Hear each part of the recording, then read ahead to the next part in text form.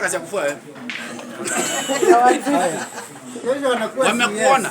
Mimi waje nianze. Siwezi hata kwa mimi kwa sifanyangi hoja. Waje nianze ni ya Oria. Mimi nataka kuambia Wakamba hivi. Ama nataka kuambia Wakenya hivi. Dawa ya ama Oria ni kitu moja. Si wanaogopanga nguruwe? Kweli. Chukueni nguruwe.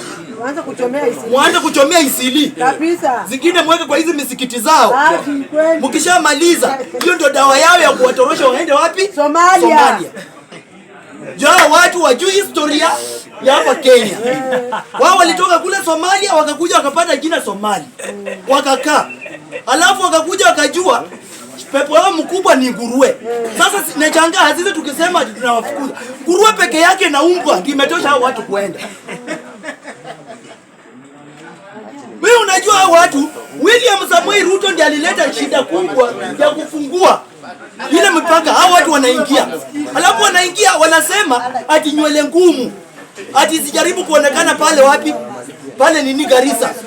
Hao watu ilikuwa 2013 pale Westgate wakaua nini wa Kenya. Garissa wakalalisha watoto wetu chini wa shule wakawapiga marisasi. Leo hii wamekuja kutuambia ati wanakuja kufanya nini? Ati nywele ngumi itoke Garissa. Mimi nasema nywele ngumi itoke Garissa na sisi tuchinje nguruwe. Tuwafukuze nazo. Kabisa. Hiyo ndio tu dawa yenye ya kufukuza hao Maoria. Hakuna kitu kingine ya kufukuza hao Maoria.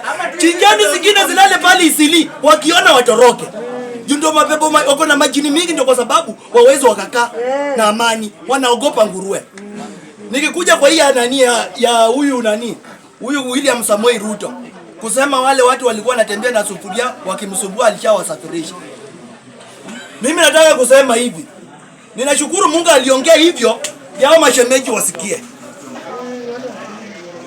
Kwa sababu mtu hawezi kaongea kitu kama hiyo na wewe bado unasema ati tuta ati mimi nitampigia kura 2027 nafanya revenge na Mkikuyu. Kati ya wewe na ule Mkikuyu Saila anaongea akiwa wapi? Ukikuyuni. Na wewe anaongea hivyo na uko pale kama pale Nyanza unasikia.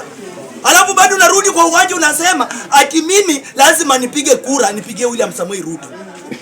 Mimi naomba William Samoei Ruto vile uko hivyo wewe endelea kushika wewe endelea kumalizana na hao watu. Ndio hiyo siku nyingine wafikirie kitu yenye wanaongea. Hakuna kila siku ati nyinyi kila siku kiongozi wenu anakuja anauliwa. Kiongozi wenu anauliwa. Na bado mnasema tu tuko kwa broad based government. Next. Atakuwa huyu mzee. Akishafuatwa Gladys Wanga mwenye amekula pesa. Sisi bora aliye tuna shida. Sisi mnasemanga sisi ni waoga sisi tuko hatuna shida. Nyinyi ndio mko na shida. Viongozi wenu ndio wanamalizwa. Sisi tuko sawa.